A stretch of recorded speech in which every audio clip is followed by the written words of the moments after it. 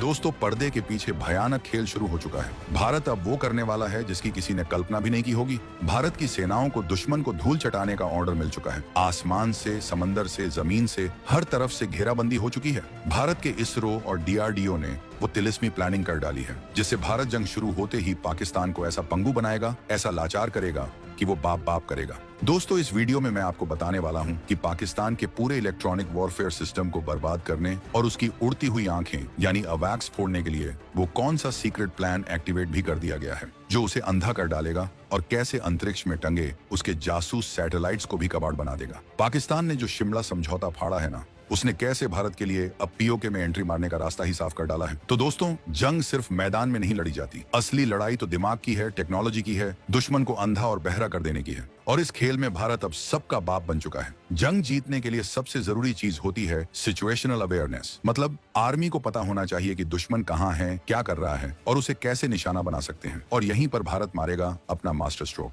दोस्तों, पाकिस्तान के पास एक चीज है जिस पर वो बहुत इतराता है, उसका airborne early warning and control system अवैक्स, जिसका नाम है SAP 2000 एरियाई, SAP 2000 एरियाई। आसान भाषा में समझो तो ये उड़ता हुआ रडार स्टेशन है। पाकिस्तान की आसमानी आंख ये सैकड़ों किलोमीटर दूर से भारत के अंदर झांक सकता है। ये ट्रैक कर सकता है कि हमारे फाइटर जेट्स कहां उड़ रहे हैं, हमारी मिसाइलें कहां जा रही हैं। ये रियल टाइम में पाकिस्तानी एयरफोर्स को कमांड देता है, उन्हें बताता है कि कहां हमला करना है, कहां बचना है। ये पाकिस्तान की डीप स्ट्राइक कैपेसिटी की रीड है। समझ गए? ये वो आंख है जिससे वो हमें देखता है। लेकिन दोस्तों, जंग शुरू होते ही पहले कुछ घंटों के अंदर भारत का पहला टारगेट होगा यही पाकिस्तानी अवैक्स।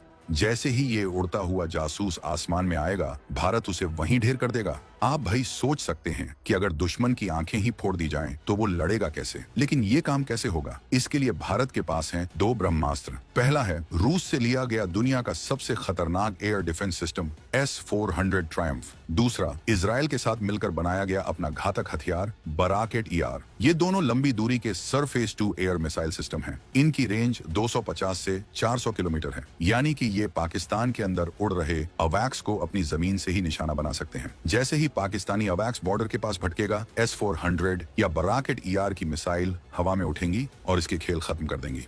और दोस्तों, जैसे ही पाकिस्तान की आसमानी आंख फूट जाएगी, उसे पता ही नहीं चलेगा कि भारत के लड़ाकू विमान कहां से आ रहे हैं। उसका पूरा वॉर मैनेजमेंट नेटवर्क चरमरा जाएगा। एयरफोर्स और जमीनी फौज के बीच तालमेल खत्म हो जाएगा। इसके बाद उसे सिर्फ जमीन पर लगे रडार्स पर निर्भर रहना पड़ेगा, जो पहाड़ों जैसे इलाकों में उतने कारगर नहीं होते। मतलब आधी लड़ाई वो वहीं हार गया। मतलब भारत के अंदर घुसकर हमला करने की उसकी क्षमता लगभग खत्म हो जाएगी। वो अपने बचाव में ही उलझ कर रह जाएगा। फिर शुरू होगा भारत का असली तांडव। जब पाकिस्तान अंधा हो चुका होगा, तब हमारे राफेल, तेजस, सुखोई, मिराज जैसे फाइटर जेट दुश्मन के इलाके में घुसेंगे बिना किसी डर के, क्योंकि उन्हें ट्रैक करने वाली आंखें तो हमने फोड़ दी जा चुकी होंगी। तब भारत की हाइपरसोनिक मिसाइलें, जिनकी स्पीड आवाज से 5 से 7 गुना ज्यादा होती हैं, वो सेकंडों में पाकिस्तान के फौजी ठिकानों को राख में बदल देंगी। जब तक पाकिस्तान को पता चले कि हमला हुआ है, तब तक तो सब कुछ तबाह हो चुका होगा। लेकिन कहानी यहीं खत्म नहीं होती दोस्तों। आजकल की जंग सिर्फ गोली बम की नहीं, सिग्नल्स की है, जैमिंग की है, दुश्मन के कम्युनिकेशन को ठप कर देने की है। इसे कहते हैं इलेक्ट्रॉनिक वॉरफेयर। पाकिस्तान के पास जो भी थोड़ा बहुत EW का तामझाम है ना, भारत उसे भी शांत कर देगा।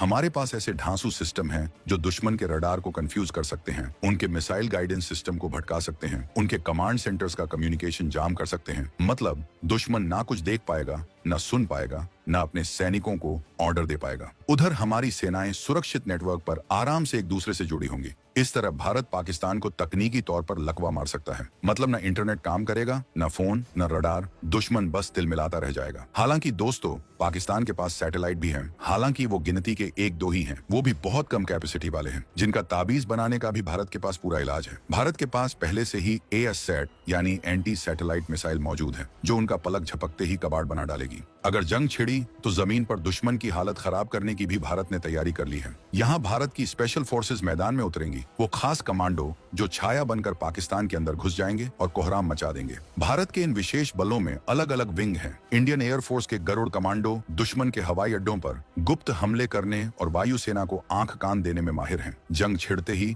गरुड़ कमांडो पाकिस्तान के एयरबेस पर छापे मारकर उनके लड़ाकू विमानों को उड़ान भरने से पहले ही नष्ट कर सकते हैं। नौसेना के मार्कोस कमांडो यानी मरीन कमांडो पानी के अंदर और तट पर लड़ने के उस्ताद हैं। इन्हें दुश्मन की नेवी के लिए काल कहा जाता है। मार्कोस की खामोश मार से दुश्मन के समुद्री ठिकानों पर कहर बरपेगा। वे रात के अंधेरे में समुद्र से उभरकर कराची जैसे बंदरगाहों पर हमला कर सकते हैं। पाकिस्तानी जहाजों को पानी में ही डुबो सकते हैं। इनकी दाढ़ी और बेहिसाब जामबाजी के चलते पाकिस्तानी इनको दाढ़ी वाली फौज कहकर खौफ खाते हैं। इन कमांडो का भौकाल ही काफी है दुश्मन की नींद उड़ाने को। अगर दुश्मन ने जंग के बीच भारत के अंदर कोई गड़बड़ी करने की कोशिश की तो एनएसजी के ब्लैक कैट कमांडो उसे चंद मिनटों में नाकाम कर देंगे। एनएसजी देश के अंदर हर मोर्चे पर चौकन्नी है ताकि पाकिस्तान की कोई चाल सफल ना हो पाए। और अब उस फोर्स की बात जिसके नाम से पाकिस्तान सबसे ज्यादा डरता है, पैरा स्पेशल फोर्स यानी भारतीय सेना के पैरा कमांडो। ये कमांडो हवा में हजारों फुट से पैराशूट के जरिए दुश्मन की धरती पर उतरते हैं और रात के अंधेरे में शिकार ढूंढकर खत्म कर देते हैं। इन्होंने ही 2016 में पाक अधिकृत कश्मीर में सर्जिकल स्ट्राइक की। दुश्मन को खबर लगने से पहले ही काम तमाम।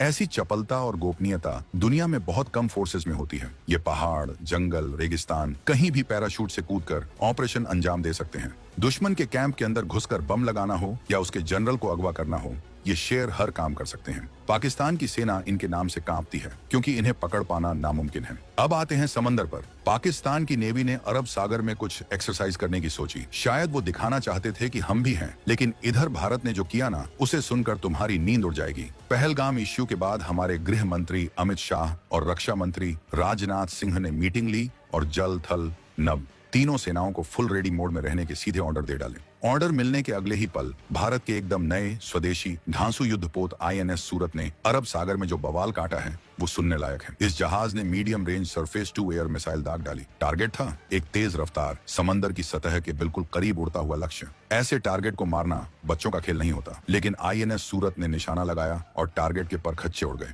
ये मिसाइल हमने इजराइल के साथ मिलकर बनाई है। इसकी रेंज 70 किलोमीटर है और ये खास तौर पर समंदर की सतह से चिपक कर उड़ने वाले खतरों जैसे एंटी शिप मिसाइलों को ढेर करने के लिए डिजाइन की गई है। और आईएनएस सूरत ने इसे लाइव ऑपरेशनल कंडीशन में एकदम पिन पॉइंट एक्यूरेसी से फायर करके दिखाया है। इस टेस्ट में एक और तिलिस्मी चीज हुई है और वो है कूनऑपरेटिव एंगेजमेंट तकनीक का इस्तेमाल। आसान भाषा में समझें तो आईएनएस सूरत ने सिर्फ अपने रडार और सेंसर का इस्तेमाल नहीं किया, बल्कि दूसरे जहाजों या एयरक्राफ्ट के सेंसर से मिली जानकारी को मिलाकर एक साथ कंबाइन करके टारगेट को लॉक किया और मिसाइल दाग दी। ये दिखाता है कि हमारी नेवी कितनी एडवांस्ड और नेटवर्क सेंट्रिक हो चुकी है। और सबसे बड़ी बात यह रही कि ये टेस्ट भारत ने ठीक उसी इलाके के पास किया है जहां पाकिस्तान अपनी नेवी की एक्सरसाइज कर रहा था। उनका ये भारत का खुला चैलेंज था कि हम बीच समंदर में तुम्हारी छाती पर चढ़कर मिसाइल दाग रहे हैं। अब जब भारत ने चारों तरफ से ऐसी घेराबंदी कर दी है तो पाकिस्तान क्या कर रहा है? वो तिल मिला रहा है और बौखलाहट में ऊल जलूल हरकतें कर रहा है। भारत ने जैसे ही सिंधु जल संधि पर सस्पेंड कर दिया तो पाकिस्तान चिल्लाने लगा कि ये तो जंग का ऐलान है। तुरंत ड्रामा करते हुए 1972 के शिमला समझौते को निलंबित कर दिया।